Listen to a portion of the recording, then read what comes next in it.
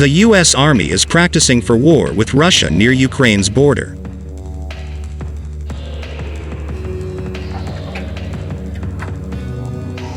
The U.S. Army's 101st Airborne Division has been deployed to Europe for the first time in almost 80 years amid soaring tension between Russia and the American-led NATO military alliance.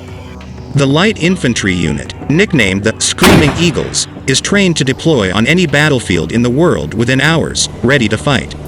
From the moment Russian President Vladimir Putin launched his full-scale invasion of Ukraine on February 24th, his forces have advanced northward from the Crimean Peninsula, a Ukrainian region that Moscow illegally seized control of in 2014. For more than 7 months, Russian troops have tried to push along the Black Sea coast into the Kherson region, aiming to capture the key Ukrainian port cities of Mykolaiv and Odessa. That threat, so close to NATO territory in Romania, is why one of America's most elite air assault divisions has been sent in, with some heavy equipment. We're ready to defend every inch of NATO soil, Lubas told. We bring a unique capability from our air assault capability.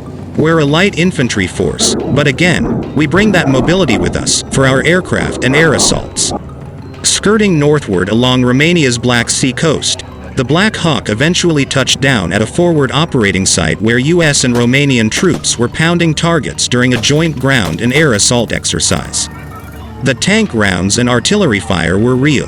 The drill was meant to recreate the battles Ukraine's forces are fighting every day against Russian troops, just across the border. The war games so close to that border are a clear message to Russia and to America's NATO allies that the U.S. Army is here.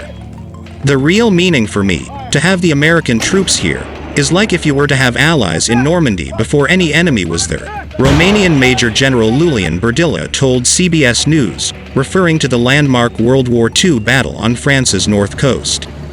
The American forces have been establishing a garrison at the Romanian military's airbase.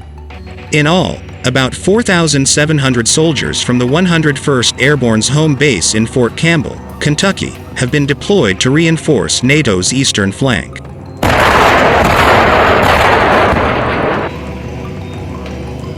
Matidis told that he and his troops were the closest American forces to the fighting in Ukraine. From their vantage point, they've been closely watching the Russian forces, building objectives to practice against, and conducting drills that replicate exactly what's going on in the war. It keeps us on our toes, he said. The Screaming Eagles commanders told repeatedly that they are always ready to fight tonight, and while they're there to defend NATO territory, if the fighting escalates or there's any attack on NATO, they're fully prepared to cross the border into Ukraine.